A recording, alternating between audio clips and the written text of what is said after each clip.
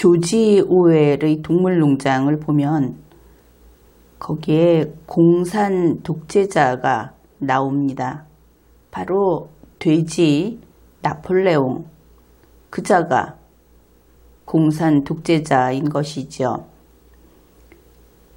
이 책에서 독재자의 특징이 많이 서술되어 있는데 그것을 보면 돼지 나폴레옹은 문재인 씨하고 유사한 면이 많다. 이런 것을 깨닫게 됩니다. 이 동물농장에서 처음 혁명을 일으키고 동물농장 7계명을 만들었습니다. 이것은 아주 유명하지요. 첫 번째, 두 다리로, 그러니까 우리말로는 두 발이 더 편하게 느껴집니다. 두 발로 걷는 자는 누구든지 적이다. 인간을 대상으로 한 것이지요. 그러면 새는 어떻게 하나? 두 발로 걷는데 두 번째에서 그 문제를 해결을 합니다.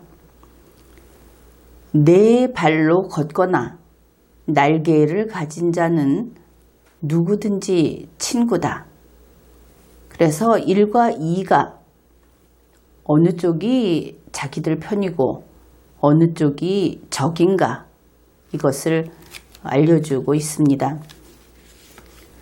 세 번째 계명에서 어떤 동물도 옷을 입어서는 안 된다. 동물은 옷을 입지 않지요. 네 번째, 어떤 동물도 침대에서 자서는 안 된다. 다섯 번째, 어떤 동물도 술을 마셔서는 안 된다.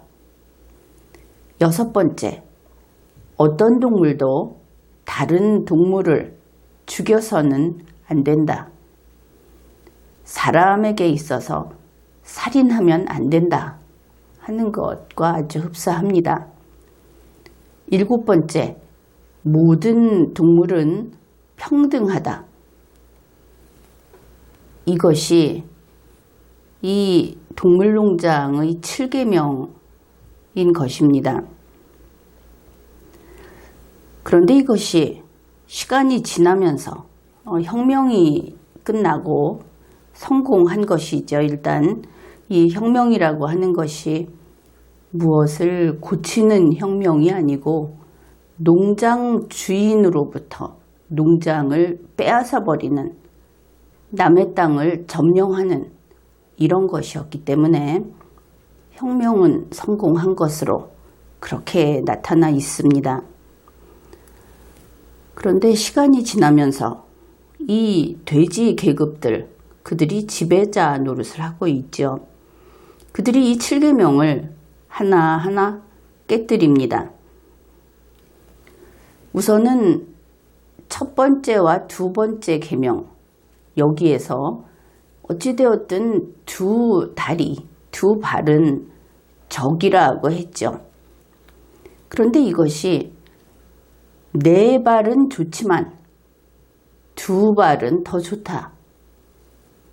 이렇게 바뀌게 됩니다. 왜냐하면 돼지 나폴레옹이, 그리고 이 돼지 계급들이 사람 흉내를 내면서 두 발로 걷기 시작했던 것이죠. 그들은 두 발로 서서, 뒷발 두 발로 서서 앞발에 채찍을 들고 다녔다. 그렇게 서술을 하고 있습니다. 그 다음에 세 번째, 네 번째, 다섯 번째 계명, 이것은 변명조차 없이 그냥 파괴를 해버렸습니다. 이 지배계급인 돼지떼들, 그들이 옷을 입고 침대에서 자고 술을 마시고 두 발로 걸어 다니고 그리고 채찍을 들고 노동을 하는 다른 동물들, 일하는 동물들을 채찍을 들고 감독을 하기 시작했다. 이런 것이지요. 그래서 첫 번째부터 다섯 번째까지 계명은 이제 깨어진 것이다. 두 발로 걷는 자는 누구든지 적이다. 그런데 그것이 두 발은 더 좋다. 마치 요즘 북한 김정은이, 북한 괴뢰, 그들을 보고 있는 문재인 정부, 문재인 측의 사람들하고 아주 닮았죠. 처음의 7계명은 두 발로 걷는 자는 적이었습니다. 북괴는 주적이었죠. 그런데 여기에서 바뀐 것이 두 발이 이제 더 좋다. 이렇게 된 겁니다. 우리 국민들은 문재인이 북괴를 더 좋아한다. 여기에 미사일이 발사돼서 국민들이 바짝 긴장하고 걱정할 때 저 북한 미사일 발사하는 애들 배고프면 어떡하지? 이렇게 한 것이 문재인 씨이니까 정말 닮았다. 이런 생각을 하게 됩니다. 그 다음에 여섯 번째, 이 어떤 동물도 다른 동물을 죽여서는 안 된다. 이것이 혁명 동지들 사이에서는 아주 중요한 약속이 되겠죠. 그런데 여기에 뒤에 이유 없이라는 말이 붙음으로써 어떤 동물도 다른 동물을 죽여서는 안 된다. 이유 없이 이렇게 바뀝니다. 그리고 실제로 이것이 바뀐 이후로 돼지 나폴레옹은 다른 동물들을 죽이는 것으로 나오지요. 이유가 있었기 때문에 괜찮다. 이렇게 되었습니다.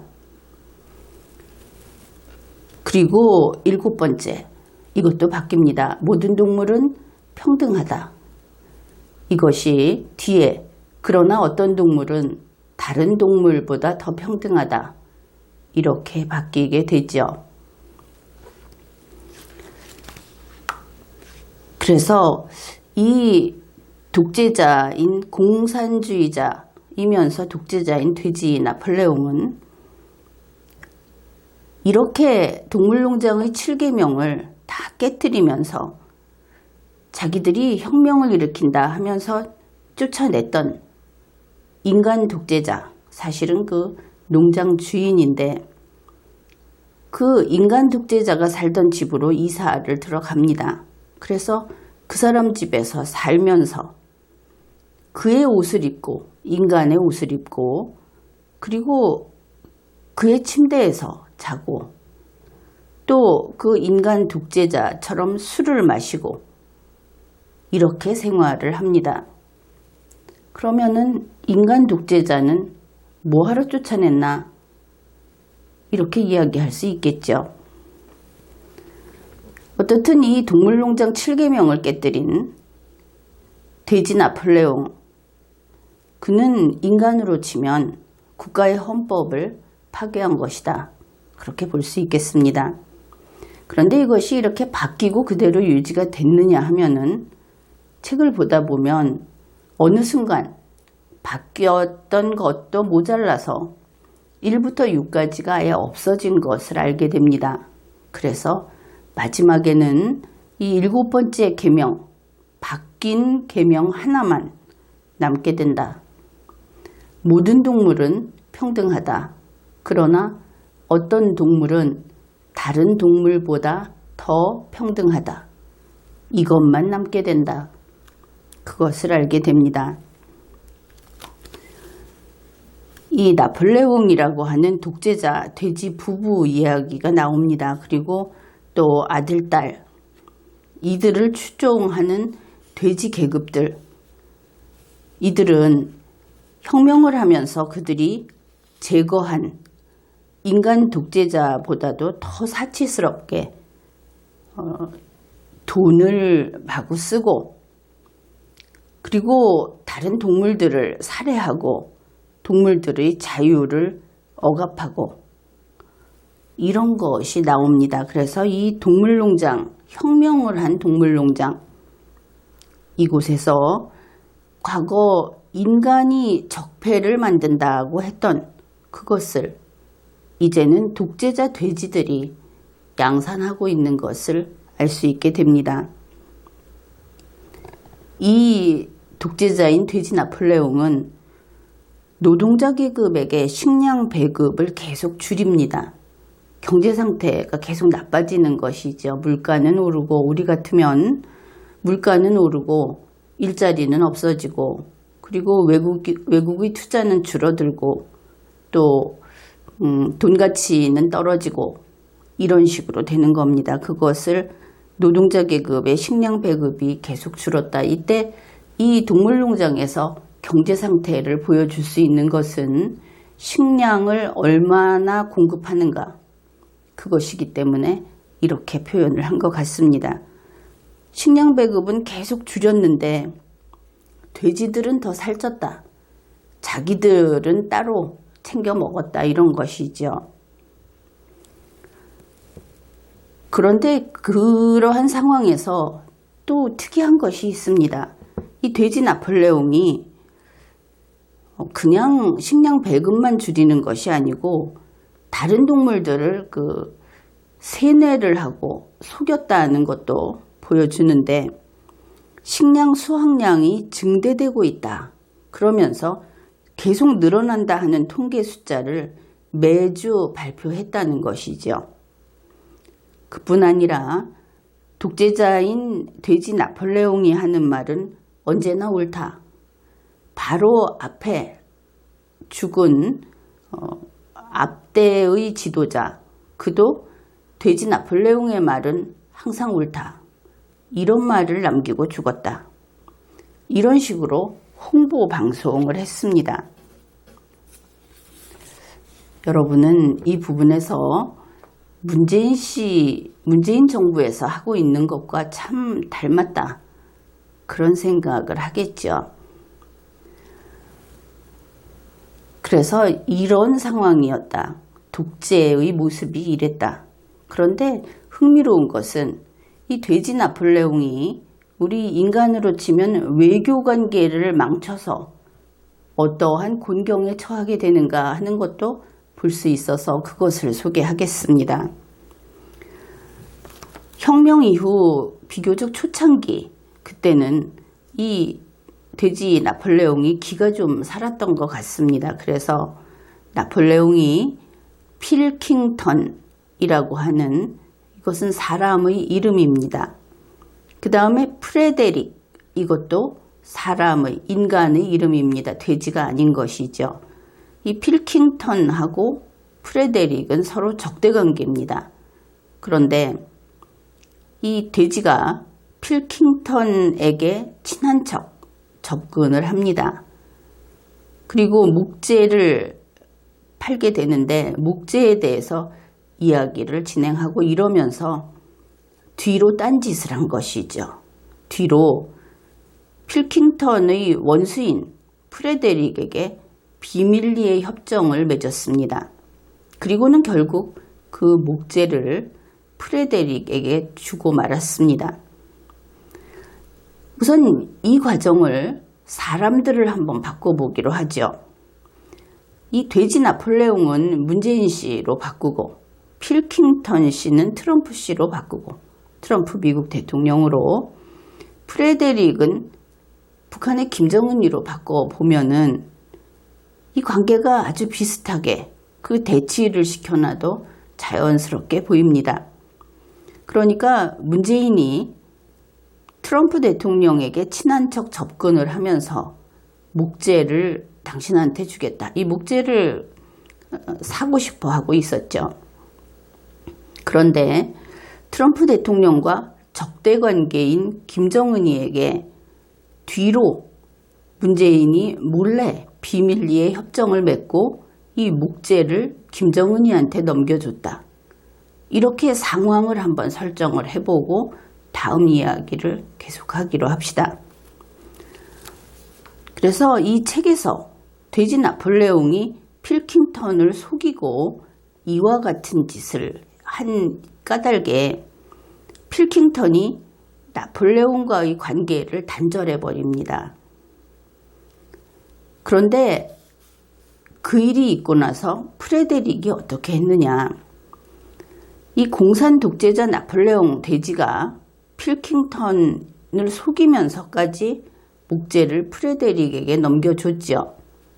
그런데 이 프레데릭이 배은망덕하게도 나폴레옹에게 돈이 아니라 위조 지폐를 줍니다. 그런데 거기에서 그치지 않고 그 후에 돼지 나폴레옹에게 프레데릭이 쳐들어갑니다. 전쟁을 일으킨 것이죠. 그래서 나폴레옹 이 돼지가 있는 동물농장에서 동물들이 많이 죽습니다. 전쟁 피해가 이루 말할 수 없이 크게 난 것이죠. 만일 이것을 문재인과 김정은에게 대입을 하게 된다면, 그래서 문재인이 김정은한테 그렇게 특별한 대우를 하고 지원도 하고 미국을 속여가면서 김정은에게 이익되는 것을 넘겨주고 했는데 위조 지폐를 준다. 우리에게 해를 끼치고 그리고 전쟁을 일으킨다. 이러면 책에 있는 장면이 그대로 재현이 되는 것이 됩니다. 그리고 정말 김정은이 이런다면 섬뜩한 느낌이 드는 그런 이야기가 되겠죠.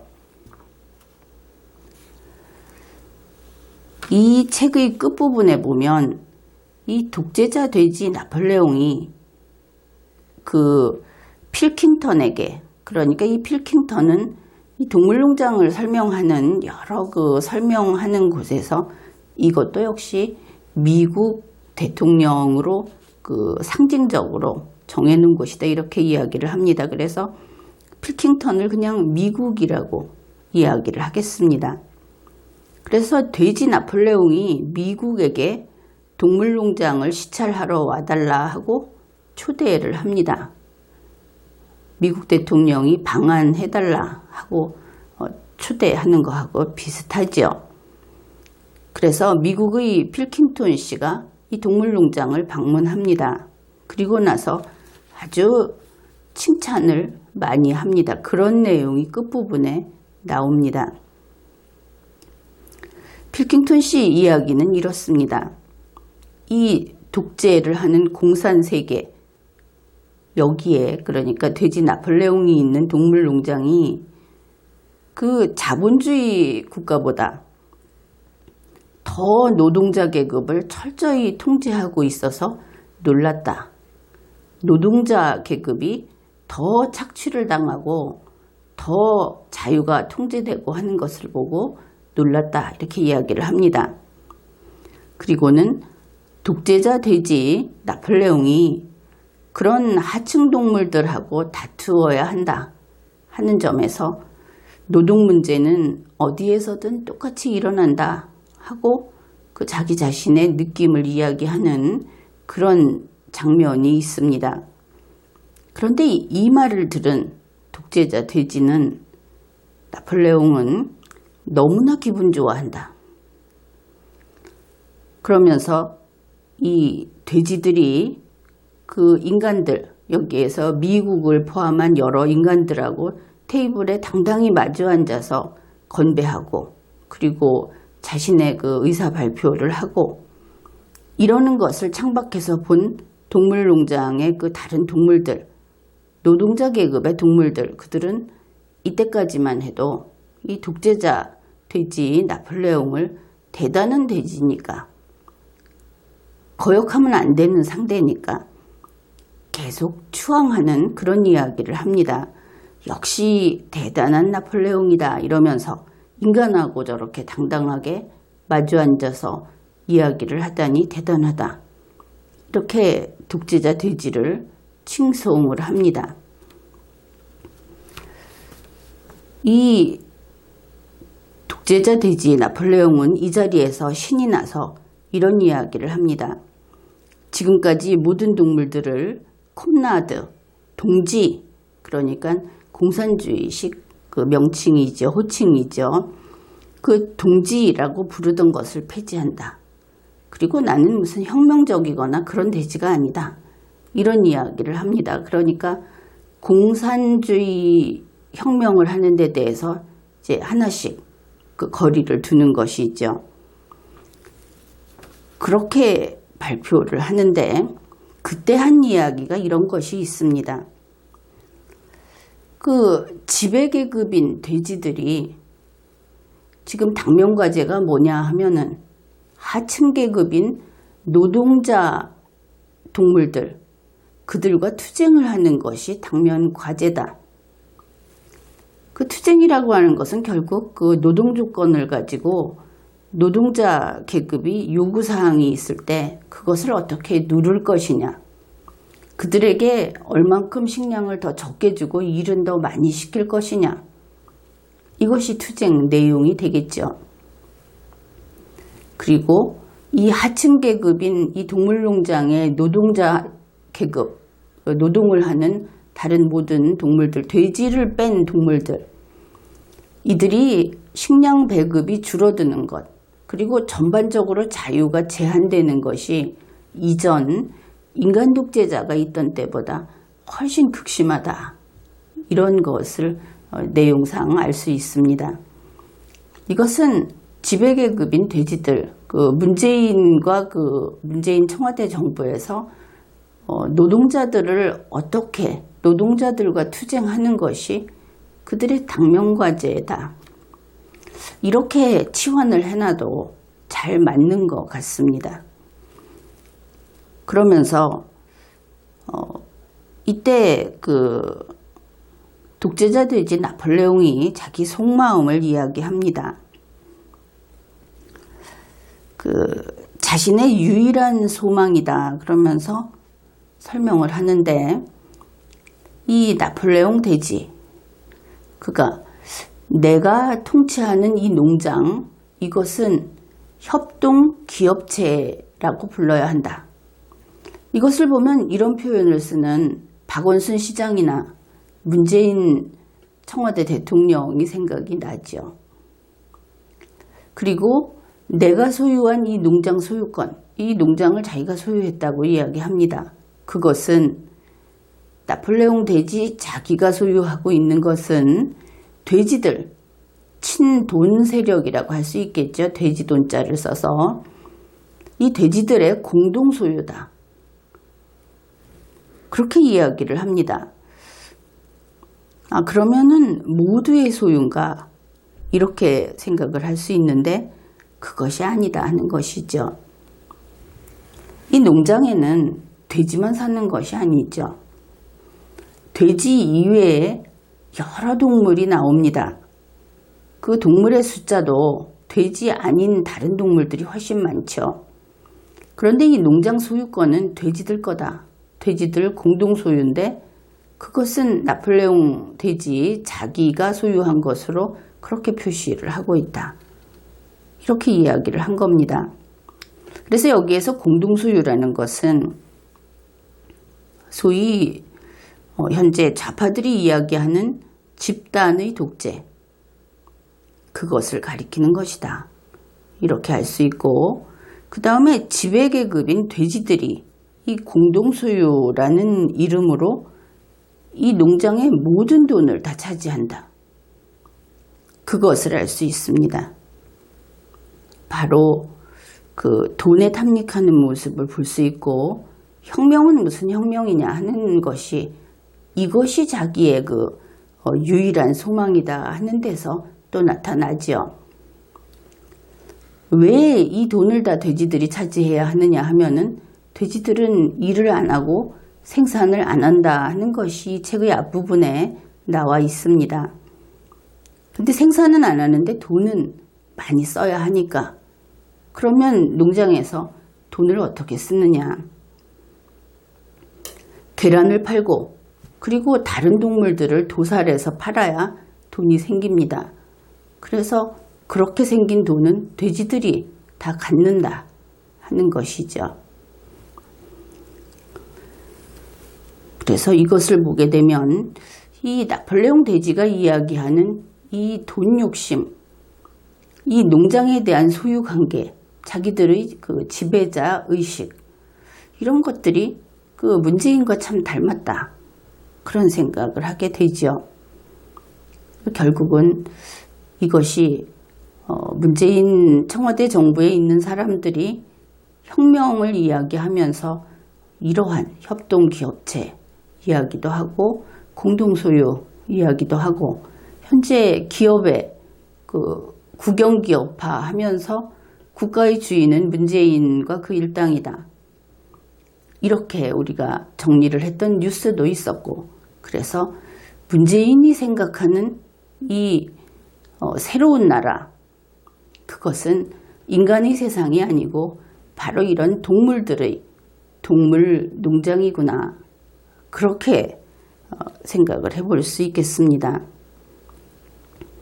그래서 이 내용을 보게 되면 앞에서 현재 동물농장 7개명 중에 7번째 변형만 있다고 했는데, 그러면 모든 동물은 평등하다. 그러나 어떤 동물은 다른 동물보다 더 평등하다.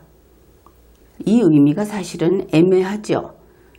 평등하다, 더 평등하다, 이것이 어떻게 계급이 될 수 있는가? 무슨 뜻인가? 그래서 쉽게 접근을 하면 이렇습니다. 문장상 평등한 모든 동물이 있죠. 그 다음에 더 평등한 어떤 동물이 있습니다. 이것은 쉽게 나눌 수 있죠. 이 뒷부분이 추가된 부분입니다. 그러면 더 평등한 어떤 동물에서 어떤 동물이라고 하는 것은 나폴레옹 돼지하고 그의 그 친돈 세력, 혹은 돼지돈자를 써서 돈바, 이렇게 말할 수 있는 그 세력들이 이 어떤 동물에 들어가겠죠. 이렇게 해서 이쪽과 이쪽은 다르다. 이 동물농장을 대한민국이라고 이야기를 하자면 대한민국에 이쪽 그룹이 있고 이쪽 그룹이 있다. 그것을 알 수 있습니다. 한 나라에 평등한 동물과 더 평등한 동물이 있다면 그 나라는 평등한 국가가 아니죠. 최소한 2개의 계급이 존재하니까. 이렇게 정리를 하면 쉽게 이해를 할 수 있을 겁니다. 바로 이런 세계는 대한민국으로 치면 헌법에 정면으로 위반되는 계급사회, 계급을 바탕으로 한 국가가 되고, 이것은 이러한 국민을 이렇게 분류를 하는 그 공무원이 있다면 그는 반국가 행위를 한 자다. 이렇게 볼 수 있겠습니다.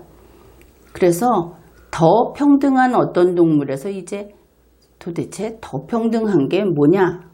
이게 남게 되겠죠. 우리가 먼저 살펴봤는데 더 평등한 자들은 보니까 이 농장을 공동 소유합니다. 더 평등한 자들은 이 농장의 돈을 자기들이 씁니다. 더 평등한 자들은 노동을 하는 평등한 모든 동물들하고 투쟁을 합니다. 그들에게 식량을 적게 주기 위해서, 그들의 자유를 제한하기 위해서. 그렇다면 더 평등한이라는 말의 의미를 알 수 있다. 그런 것이죠. 평등한 모든 동물은 지배를 받는 모든 동물이고, 더 평등한 어떤 동물은 지배하는 어떤 동물이다. 이러면 내용이 분명해질 겁니다. 그래서 이 겉으로 보기에는 평등한, 더 평등한이라고 쓴 동물농장 7번째 계명, 이것이 수많은 동물들은 우리 모두 평등하다, 이렇게 속았을 수 있겠다. 실제로는 그것이 아니고 계급을 바탕으로 해서 모두가 따지고 보면 노예가 되고, 이 나폴레옹 돼지를 중심으로 한 친돈 세력들, 이들이 지배자로서 모든 동물을 착취하고 심지어 도살해서 팔아서 자기들이 필요한 물건을 사고 이렇게 하고 있는 것이다. 그것이 이 나폴레옹 돼지가 문재인 씨, 이 친돈 세력이 친문 세력 혹은 좌파, 이렇게 대입을 하게 되면 우리 세상도 역시 이 동물들과 같은 동물농장이 되고 만 것인가? 그런 생각을 하게 됩니다. 이 책의 제10장 끝부분에는 돼지 나폴레옹이 미국에게 비굴하게 아부하는 장면이 나옵니다. 그런데 그리고 보면 우리나라에서도 친북 좌파, 공산 독재자 이런 자들은 결국 친미가 되더라. 여기서 공산 이런 이야기는 현실적으로는 집단주의로 받아들이면 됩니다. 이 친북 좌파나 공산 독재자 그들이 어떤 특성이 있는가 하면 누구보다도 돈을 좋아합니다.